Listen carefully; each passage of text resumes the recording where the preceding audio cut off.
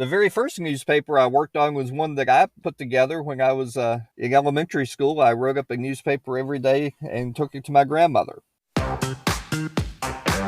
On this episode of Transition Virginia, Michael gets unhinged. we're joined by the founder of Cardinal News, Dwayne Yancey. The wrecks, the fires, the shootings will always get covered, but how the economy is changing, that's a much harder story to cover, and that's what we're trying to do. We also talk about the debate between Terry McAuliffe and Glenn Youngkin. I still think that they're working on their talking points. Plus, we get a voicemail about our recent discussion of prison gerrymandering. How is it any more fair that they're going to be counted in their home localities where they offended, where they haven't been in several years? All that and a few other surprises on this episode of the podcast we're still calling Transition Virginia. For now. This is what happens when you try to be fun.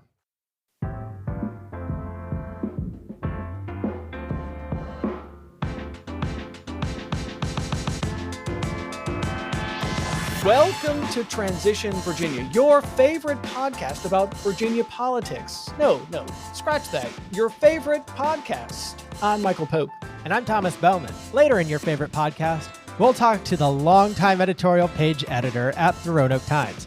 He's launching a fresh news outlet called Cardinal News that'll cover Southwest and Southside Virginia. His name's Dwayne Yancey.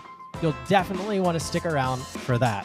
Gosh, it was really great to talk to Dwayne Yancey. It was really inspiring to hear him talk about his vision for covering the big picture news of the region in depth and from the vantage point of Southwest and Southside. Two parts of Virginia that often get overlooked in news coverage, which tends to focus on the population centers, Michael. Northern Virginia, Hampton Roads, Richmond. And there's more to Virginia than Northern Virginia, Hampton Roads, and Richmond. Also, Thomas, the cardinal, of course, is the official state bird of Virginia. It was designated as the official state bird way back in 1950, replacing the robin, which had been considered the unofficial state bird until a fierce lobbying campaign by the Virginia Federation of Garden Clubs. They worked with Delegate William Cleaton of Mecklenburg County and Delegate Felix Edmonds of Waynesboro to introduce the bill, arguing that the robin actually winters in North Carolina, while the cardinal is a year-round resident of Virginia. Governor John Battles signed the bill, and the cardinal has been the official state bird ever since. You know, that's interesting, Michael, because back then I would have thought Harry was the official state bird of Virginia. Oh, so Harry Byrd Jr. was in the state Senate at the time and voted in favor of the bill. Okay, so this is the part of the show where we welcome our new Patreons. Thomas, who's joining the transition team this week? We have two new patrons this week. John B., thanks for signing up to be a friend of the team. And Catherine R., you're in the donor circle. Thank you very much. And you know, Thomas, being in the donor circle gives them access to exclusive content, right? Yes, Michael. Any of our patrons at this point get access to our exclusive patron feed. What does that mean? It means that we have a super top secret podcast that only people who pay us get to hear. It's even better than this podcast, if you can imagine that. Yes, it is. And it's a safe space for us, Michael. We get to let our guard down a little bit. It's a free speech zone. Yeah, the masses aren't listening, so we can say whatever we want. And Michael gets unhinged. Well, you should hear Thomas. He just is off the rails with the exclusive Patreon content. Okay, so the next thing we want to make sure that you have on your calendar is a huge event that's coming up. Check out this message about the Patriots of January 6th. Hey everybody, this is Marty Mayhem letting you know about an important event showing our support for the heroes of January 6th. Patriots who gallantly broke into the seat of our centralist federal government to take back the election that was stolen from us. We'll have the Red Cappers armpit belch and fart chorus for their bowel-moving rendition of God Bless America. See the Ladies Auxiliary of Anti-Vaxxers interpretive dance troupe in their stunning reenactment of the heroic Capitol attack. They also performed the Lord's Prayer, tap dancing to words in Morse code. Bring the kids to the Suffer the Little Children's booth for free gummy gums. Sign him up for the Cough, Spit, and Sneeze tournament and get your frustrations out at the Joe and Kamala Dunk Tank. So come on down to the Patriots of January 6th rally and have a grand old party-hardy time. Proudly sponsored by Fascists Without Borders and the Timothy McVeigh Memorial Fund. Well, that rendition of God Bless America sounds like something. My soul hurts, but that dunk tank does sound like a good fundraising idea, Michael. That was the one and only award-winning editorial cartoonist Steve Artley delivering yet another masterpiece, this time inspired by the Justice for J6 rally last weekend. Also, I thought that idea about the dunk tank was really solid. We should have like a transition Virginia dunk tank. I'm sure there are lots of people who would pay top dollar to dunk Michael Pope. You know, that will be an exclusive patron benefit soon. I don't know which tier to add that to, but once a month new you tier. get to dunk Michael Pope. That's right. It doesn't currently exist yet, so don't go looking for it. We'll let you know when it's out. But I think I know that Amanda Chase would probably want to sign up just to dunk you, Michael. And maybe the Glenn Youngkin campaign. We're raising money all over Virginia. Okay, let's get on to the news. Last week, the two major party candidates for governor met for the first of two debates out at the Appalachian School of Law in Grundy. Former Governor Terry McAuliffe says he will preserve qualified immunity for police officers and mandate vaccines for COVID-19. His opponent in the race, Republican Glenn Youngkin, says he's worried critical race theory is being taught in Virginia classrooms, and he says McAuliffe is trying to recycle the politics of the past. We have a 20-year high in murder rate, and yet my opponent embraces radical groups that want to defund police and close prisons. We watch our education system fail our children because he has sold out to the teachers' unions. And the cost of living in Virginia is absolutely running away from us. Now, the Washington Post called this debate contentious and bare-knuckled. It certainly got rough and a little elementary school, if you know what I mean, as each candidate tried to frame the election by portraying the other candidate as too extreme. McAuliffe repeatedly returned to the specter of former President Donald Trump. He's a Trump wannabe. He's endorsed by Donald Trump 3 times. He said he was honored to have his endorsement. He wants to ban abortions here in Virginia. The number one issue he talked about the entire campaign was election integrity. The big issue I'm talking about are jobs, economic development. That's how you grow, investing in education, lifting up healthcare. Not invited to the debate was Princess Blanding, who says she supports Second Amendment rights, banning police unions, and decriminalizing sex work. Thomas, what did you make of the debate? Well, I still think that they're working on their talking points, Michael. Here's the reality. One, teachers are always among the most popular professions of anybody, so you're not going to score any political points whatsoever by beating up on teachers. I don't think critical race theory is going to move the needle for anyone. Nobody is coming out to vote for or against critical race theory, which is not being taught in classrooms. The things that are going to matter in this debate, COVID, which Terry McAuliffe definitely hit on more than once, jobs and the economy, which is actually what I would be interested in hearing a Republican and a Democrat talk about, and education. And education, not critical race theory. That's not going to move the needle. Education, like we want our kids back in schools and we want those schools to be safe for our kids to be in the middle of a pandemic, which one, I'm not sure how you thread the needle on that, but it's what people are going to care about because they always want the best schools. And that mirrors pretty much the same thing that every state campaign is about, which is usually transportation, jobs, and education. So we have COVID now.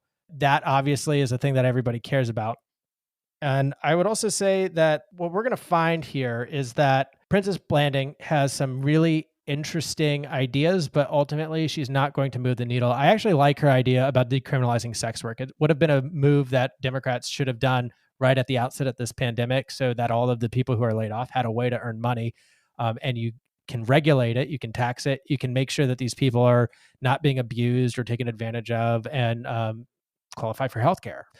And then banning police unions is actually a very interesting position and a nuanced position for somebody to take too. And supporting the Second Amendment, I don't know enough about Princess Blanding's positions. I do wish she had been in that debate, but ultimately, here's what we know is that Princess Blanding's supporters, if she has any, are coming from Terry McAuliffe. They're not coming from Glenn Youngkin. So we'll see if her not being included helps Terry McAuliffe, or if she gets included later, if it hurts Terry McAuliffe. But what I think you're going to see here is that things are going to settle out and Terry's going to be up around 5, which is similar to numbers coming out of our friends at the Schar School of Government and the poll they just produced with the Washington Post. So you said that they were still working on their talking points. It's worth thinking about the alternative history when there were not 2 debates, but there were 3 debates. And that first debate happened over the summer at the Omni Homestead in Hot Springs, where the Virginia Bar Association was hosting that debate, that traditional debate that happened in the dead of summer when there wasn't a huge spotlight on the candidates and they could hone their talking points. And so now we're sort of forced to do that in, the fall campaign season. Yeah. Also, I thought it was interesting where the candidates were distancing themselves from their own base. We saw that with Terry McAuliffe in 2 areas where he said that he would preserve qualified immunity for police officers. So he disagrees with the Democrats that want to get rid of qualified immunity. And he was specifically asked once again about overturning right to work. Once again, he did not answer the question of overturning right to work, which means he supports right to work. Once again, distancing himself from the Democratic base, which is interesting and noteworthy. We also saw Youngkin, surprisingly, distance himself from the Republican base on election integrity. He said that he believes Virginia has legit elections. He does not have questions about the legitimacy of Virginia elections. And if he lost the election, he would concede the race to McAuliffe. So that's distancing himself from Trump, who specifically said the opposite about Virginia in particular. Youngkin was given the opportunity, but did not take the opportunity to distance himself on this issue of critical race theory. He once again said critical race theory is being taught in Virginia classrooms, which it's not. It's a legal theory. It's like saying that the theory of equitable distribution in divorce cases is being taught in the 3rd grade. It's not. What do you make of that disparity, Thomas? Why would you choose to distance yourself from the Trumpiest of all Trump issues, which is election integrity, but then maintain this idea that critical race theory is being taught in classrooms in Virginia? Why the disparity there? Well, I couldn't tell you what Glenn Youngkin's team is thinking or telling him or preparing him to do. But what I can tell you is that those 2 things aren't equivalent. Supporting right to work or not supporting right to work is a legitimate policy position. And saying that you have trust in the electoral system should be a prerequisite to run for office for any party. So the fact that is what we're talking about as having Youngkin separate himself from the base, well then who the heck is his base? And Michael, when I say that they're still working on their talking points, what I mean is Terry McAuliffe is still running a message campaign about send a message to Donald Trump. We don't want people like Donald Trump in this state. And on Youngkin's side, it's send a message to Joe Biden. Then that's why you're voting me. I think ultimately neither one of those tactics are going to work because neither Joe Biden nor Donald Trump are running in this race. And this is historically not what encourages people to come out and vote in these kinds of off-year elections, Michael. But the California recall election is proof positive to Democrats that running against Trump is still a successful strategy in 2021. Look, I'm not saying it's not going to carry him over the hump. What I am going to say is that it's not going to carry the entire General Assembly over the hump with him. Right. So he can win by 50 to 55%. But what you would end up having is a situation where the House Dems are only going to be up on average of 3%, which is going to have them lose some seats, maybe not the whole majority. But I think that this is not the strategy that they really want to use in order to gin up support and encourage people to come out and vote for them based off exciting policies that they're proposing. Okay, more to come because there is one more debate between these 2 candidates. Princess Blanding will not be part of the next debate, and it is hosted by the Schar School, our friends at the Schar School, later this month on the 28th. Okay, so now it's time to check our voicemail. This week's voicemail is about a lawsuit we talked about on a recent episode challenging the new law ditching the longstanding practice of prison gerrymandering. This week, the Supreme Court of Virginia denied the petition we talked about on the show from the constituents of Senator Travis Hackworth challenging the new law. Meanwhile, we also got a voicemail on this issue from friend of the show, Jordan Miles, who also happens to be vice chairman of the Buckingham County Board of Supervisors. He heard our discussion of prison gerrymandering and sent us this voicemail. How is it any more fair that they're going to be counted in their home localities where they offended, where they haven't been in several years and aren't as well connected to the communities that they are in now, where they can learn about what's going on and contact their local boards of supervisors and town council members and representatives? Now, Thomas, I was surprised to hear some of the details about Buckingham County. They have not one, but two prisons in Buckingham County. There's the Buckingham Correctional Center that has about 1,000 male inmates, and the Dillwyn Correctional Center, which has about 1,100 male inmates. So Virginia's plan to end prison gerrymandering will have a very specific impact there in Buckingham County, which means 2,000 fewer constituents for Delegate Matt Ferris, Senator Mark Peake, and Congressman Bob Good.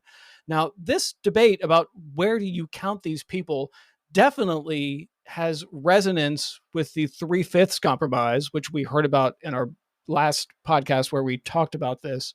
And there is this interesting tension. Like, these people are physically located in Buckingham County. So the argument to have them count in Buckingham County is sort of on its face an argument that's worth taking seriously. And then, on the other hand, they might be from a place that they haven't set foot in for 5, 10, 15 years. So what do you make of Supervisor Miles's argument that if you're in Buckingham Correctional Facility, you can contact Supervisor Miles, you can contact the Buckingham County Board of Supervisors and potentially get representation that way, right? Sure. Well, Jordan, thank you so much for calling in with that question, because you're getting at something that's really integral. The very beginning of what you asked is, how is it any more fair that they're going to be counted in their home localities where they, as opposed to where they are currently? And what I would say, Jordan, is that it's not fair either way, because fairness is not what's at stake here. The individual themselves, the person who's incarcerated, doesn't care where they're counted because they can't vote. So what would make it fair either way is if they could vote. And if they could vote, then I think that it would make a lot more sense for them to count in, for example, Buckingham County, as opposed to them not being able to vote, being temporarily displaced from wherever it was that they were taken from. And they still have their families that they care about living in those original jurisdictions. They still have their communities in those original jurisdictions. The other thing I would say, Michael, is that as somebody who has been legislative staff who got contacted by people in prison, there's not really anything that staff can do to respond to them, because it comes in a handwritten by pencil letter that's taken about 3 weeks or more to get to you. There is no way to call or email them because these people are not allowed to access, modern means of communication. And often it's not feasible for you to go across the state and go visit wherever it is that they're writing you from.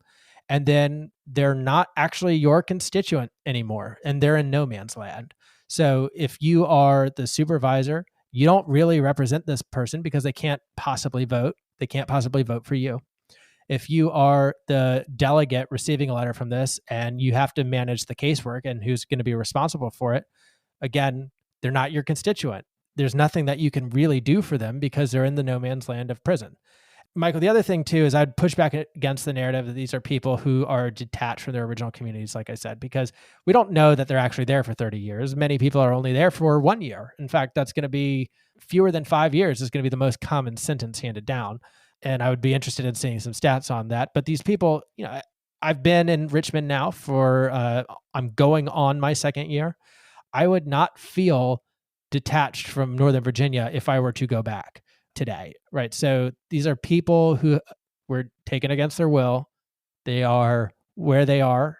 They have a community that doesn't pass the four walls of that prison. So I don't know that It's not more fair that they're counted in their original jurisdiction than it is that they're counted in the prison jurisdiction, because they can't vote. That's what would make it fair, is if they could vote. And that's kind of where I'm coming from on that. Yeah, I mean, if you take a look at the different options you've got here, are the sort of the existing situation where the people in Buckingham County Correctional Facility, they're counted as a constituent of Delegate Ferris, but the odds of going to Delegate Ferris and having him represent you on the floor of the General Assembly don't really seem great. I mean, they could go to Senator Peake and try to get sort of what they want out of Senator Peake. The odds don't really seem that great. So like, you could make the argument they're not really represented in any way that's meaningful to them because they're not voters. Then again, the alternative to that is, okay, so they count in their home communities, wherever that is. Maybe that's a place like Alexandria. It's possible person in prison hasn't been to Alexandria in 5 years, 10 years. I mean, like, I see your point about most of the cases are going to be smaller, but what about the cases that the person hasn't been to their home community for 30 years? Those cases are out there. Those people are in prison. So like, option A is problematic. Option B is also problematic. Option C is let the incarcerated people vote, which you raised, and it's certainly worth thinking about. I mean, it's worth thinking about the alternative universe where Delegate Ferris goes to the correctional facility to campaign, among the inmates, where Senator Peake goes to the correctional facility in Buckingham County, where Supervisor Miles goes to the correctional facility to campaign, to get votes at the correctional facility, to hear what their concerns are and to represent them. I actually am not hearing, Thomas, many elected officials raise that issue as a policy position they want to head in. No, I mean, and it's really interesting, Michael, because earlier you said it was reminiscent of the 3/5 clause, and that's exactly where it comes from, in the spirit of what prison gerrymandering is, because you have this population that is deprived of their civil rights, that it's generally a rural locality due to where prison populations tend to reside, but not always.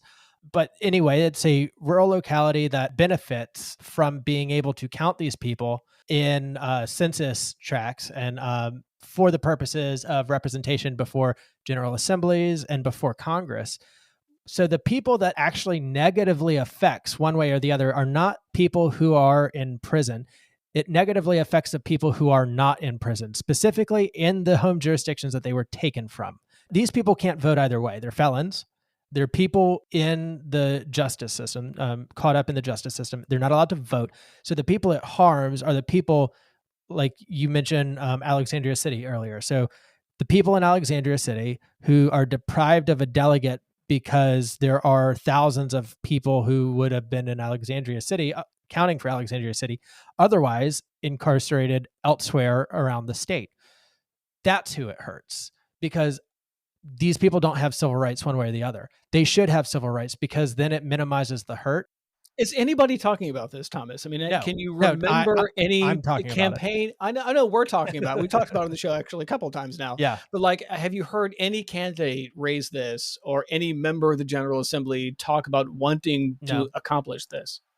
No. And here's the breakdown right now is the majority of Democrats in Virginia represent urban or suburban areas. And these are places that, generally speaking, don't have prisons within them. So it is not something that they're thinking about, because they don't have to deal with the prison politics in their communities. The Republicans are out of power. There's a whole racial element there between who is actually incarcerated in the first place. And the recent Republican Party has its history with race, in the same way that the older Democratic Party, and it's still reckoning with race. And it's something that a bunch of elected officials are privileged, regardless of the color of their skin. They're privileged. And it's not something that they are generally thinking about from that perspective on a day-to-day basis. And it's also not something that I thought about as a staffer either, Michael. It's something that I've only really been able to wrap my head around since getting out of state politics, or politics in general, and say, wait a second, this is kind of screwed up. because the whole like dichotomy is the wrong debate to have. It's should we be giving them civil rights, not where should we be artificially inflating numbers of people who are not eligible to vote.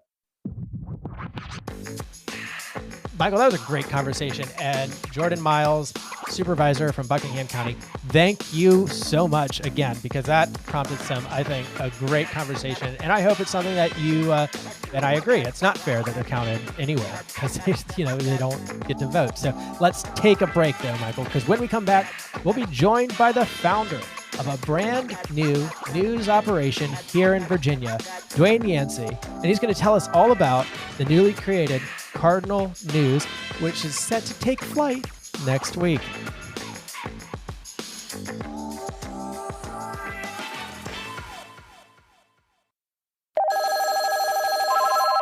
Oh, hey, look, Transition Virginia has another voicemail, and this one's from Richard Krause.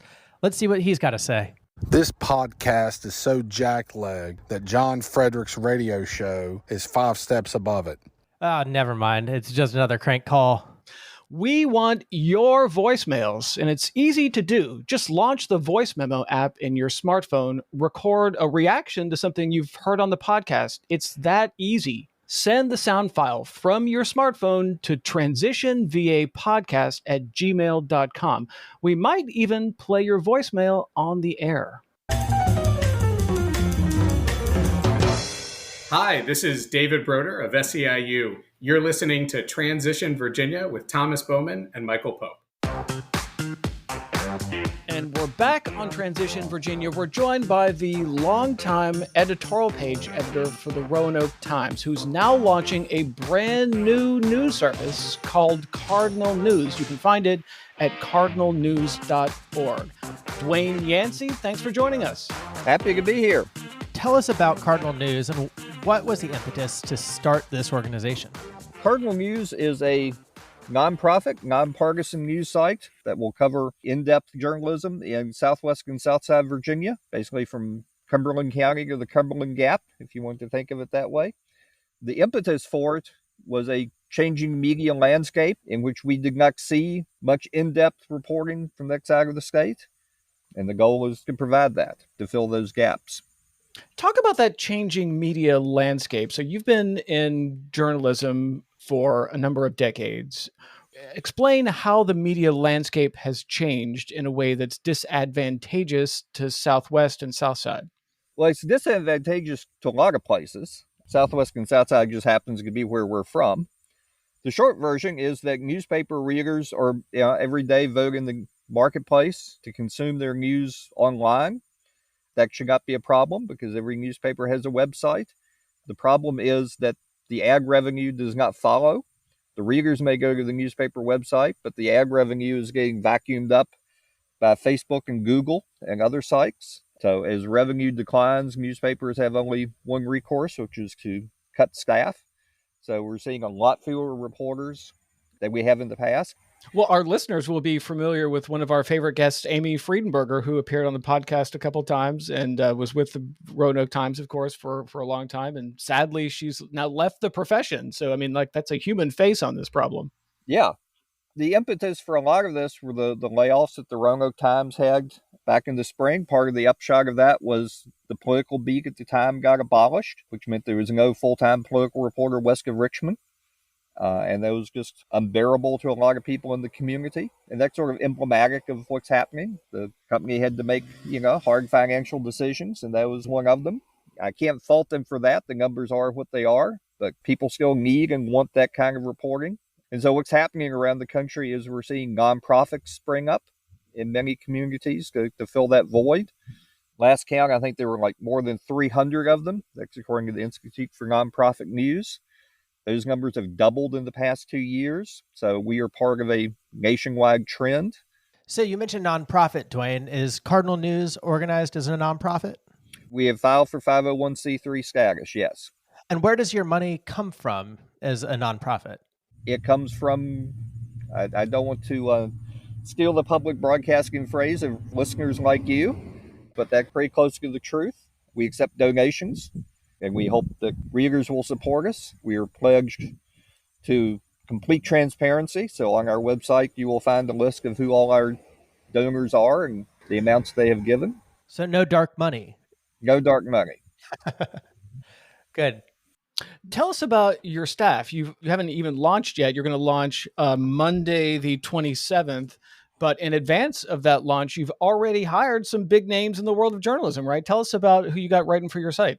When we start, we will have a staff of 3. Me as the editor, and then 2 reporters. Our political reporter is Marcus Schmidt. He used to cover politics for the Richmond Times-Dispatch. He's now writing politics for us. So we will start with a full-time state capitol bureau, something the media in this part of the state hasn't had for 8 years.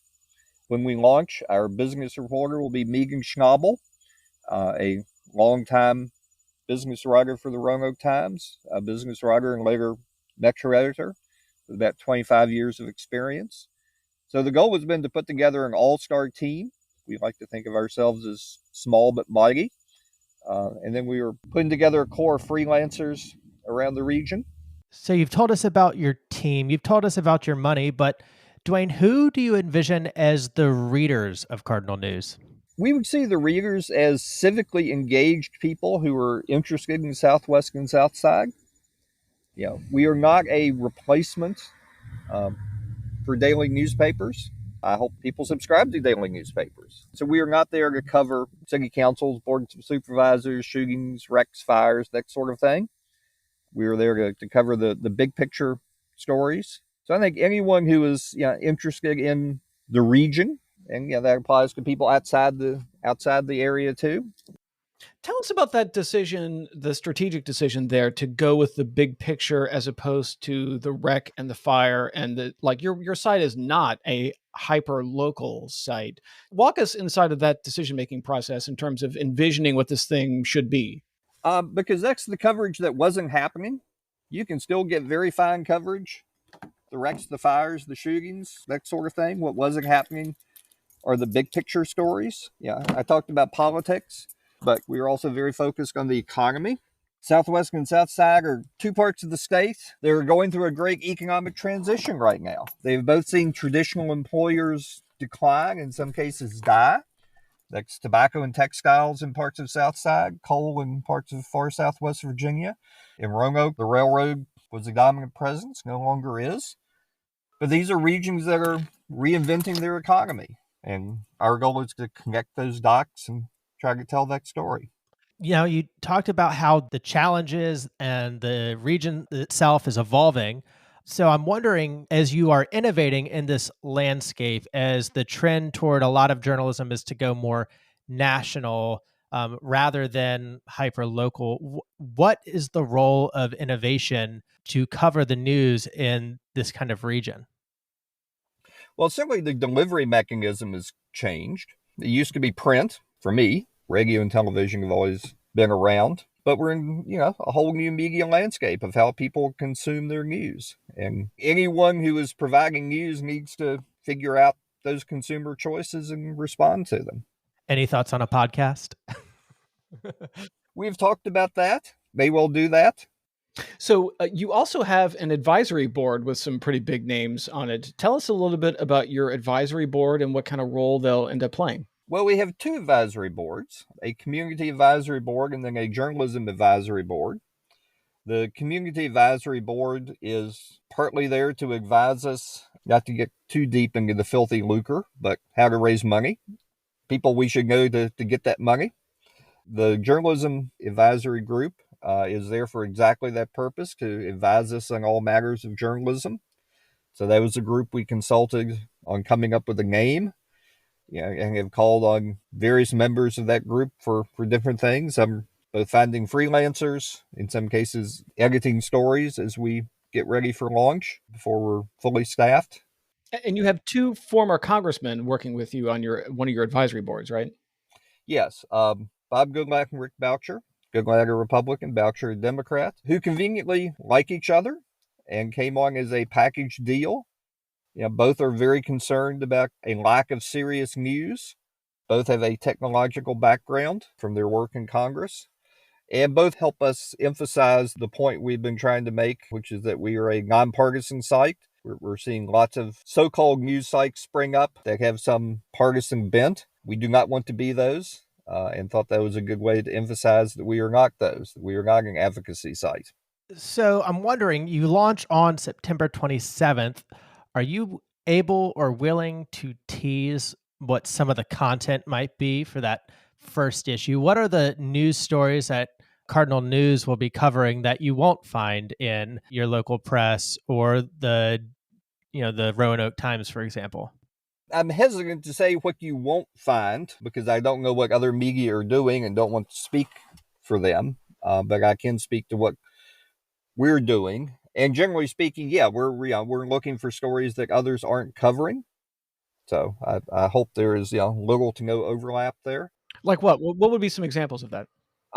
The redistricting commission is a big one. Obviously, lots of places are covering the redistricting commission, but we're going to be covering it from the vantage point of Southwest and Southside, which is probably not the vantage point of other media.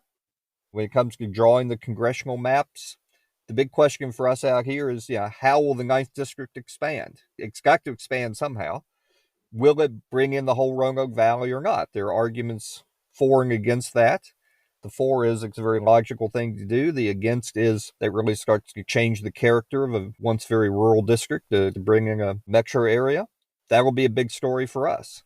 So, Dwayne, you've got years of experience doing this, and I'm wondering if you could tell us a little bit about yourself. How did you go from college journalism at James Madison University to starting Cardinal News? Well, that took several decades and a couple centuries, I suppose. The very first newspaper I worked on was one that I put together when I was in elementary school. I wrote up a newspaper every day and took it to my grandmother. You wrote a newspaper as an elementary school student. Yeah. And took it to your grandmother. What kind of stories? If we were to find some of those old issues lying around somewhere, what did you write about? It was all about sports. Early on, I had great visions of being a sports writer. I don't think you would find great journalism there in that. The seeds of great journalism. Yes, it obviously had a very small circulation. But I worked in my high school paper at Montevideo High School in Rockingham County. I worked on my college paper, The Breeze, at James Madison University. There was always something I sort of did for fun, and at some point I realized, you can make a living at this.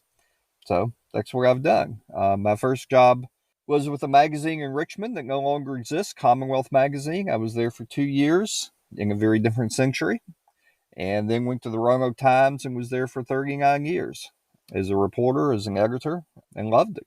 As for the transition to Cardinal, there just seemed to be a need, and the opportunity was there and seemed too good to pass up. So you were at Roanoke Times for almost 4 decades. Yeah. Clearly, you saw a changing media environment when you were there. Tell us about what's still the same today in terms of journalism. What's still the same today as it was 40 years ago, and then what's changed? What is the same is the need and the desire of the people involved in it to tell people what's going on in their community. That has never changed. What has changed is almost entirely on the business side, and of course that has ramifications on the news delivery side as well. Well, on that issue, one thing I think is interesting to think about in terms of the modern media landscape is that we are currently living in what should rightfully be considered a golden age of journalism. There's more journalism going on today than has ever happened before. It's also a time when journalism as a profession is experiencing this existential crisis in terms of what does it mean to be a journalist, and can people actually make a living doing it? So there's this tension there. There's all this news out there, but it's so difficult to actually make it work and be sustainable. What do you make of that tension? Well, the way you describe it is absolutely right. I mean, we're at a transition point in history from one economic era to another as far as news goes. There are now lots of people in lots of places trying to figure out what this new environment looks like and how to operate in it. So, we are not alone. Well, what are you finding? What does this new environment look like exactly? Well, if I knew exactly, I would be a very smart person. There is a lot less revenue available for news than there was in the past. And since people have to get paid, that's sort of the central problem. That's why newspaper staffs are smaller. It's not because the owners are evil. It's because the companies have less revenue. So if you have less revenue, you're going to have fewer people and all that flows from that. But yet there's still the public hunger for news has not gone away. In fact, you could argue that the public hunger has increased. So the challenge is figure out other ways to deliver that and other ways to supply that revenue. The nonprofit model is the one we're doing. Others may figure out something else. And tell us about the future of Cardinal News, like 5 years down the line, 10 years down the line. What will it look like? How many people will be involved? Where's this thing headed?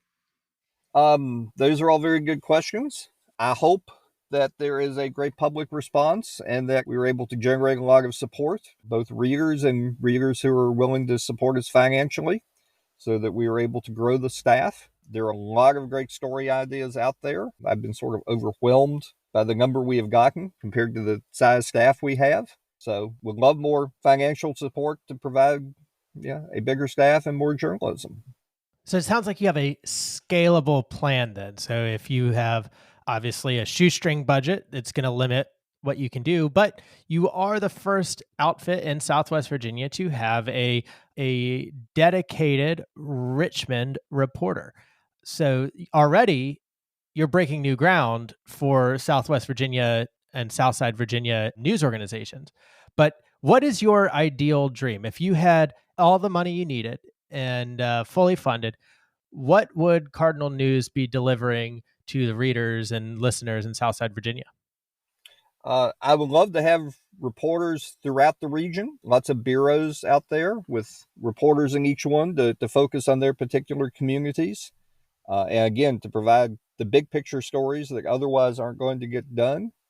The wrecks, the fires, the shootings will always get covered. But how the economy is changing, that's a much harder story to cover. And that's what we're trying to set out to do.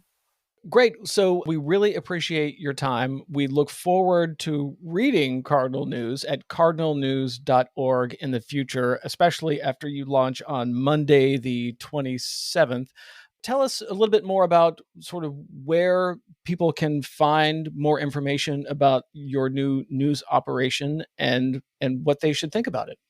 Well, I don't want to tell people what to think. When I was editorial page editor of the Roanoke Times, I always wanted people to think for themselves. They can find it all at cardinalnews.org. And so I know when you were at the Roanoke Times, you had a brief period of time where you worked in video. I think you had something called the Times Cast like 20 years ago.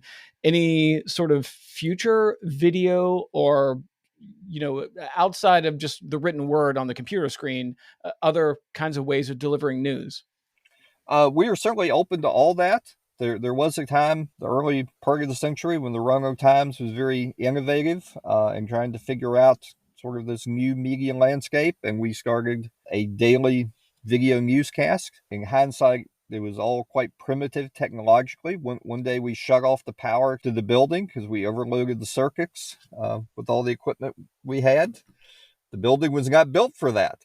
I also learned how complicated that is, and video is a special thing, and that is not something print people do very well. Well, I know you don't want to tell people what to think, but I'd like to do that. I think that people should understand just what a critical role Cardinal News is going to play in covering the regions of Southside and Southwest Virginia, and that you have an important mission, to deliver this news in depth. And like you say, not fires or car wrecks, but real complex news and information on the changing economy and on the changing landscape and maybe the energy situation on the transition away from coal. And that is something that a lot of people need to understand better. And so because of that, for you who is listening to this, you should very much consider supporting Cardinal News. And you've got a donation portal on your website, cardinalnews.org. If somebody is so inclined and wants to either do it out of the goodness of their heart or because they want to see their name and as a supporter, if you contribute, what is it, over $100, Dwayne? Yeah. So I definitely think that if you're listening to this right now and you have the means to do so, you should help Cardinal News get off the ground. We appreciate it. We think so too.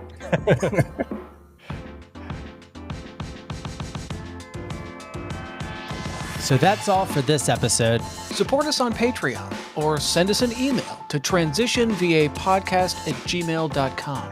Like and follow at TransitionVA on Twitter and anywhere pods are cast.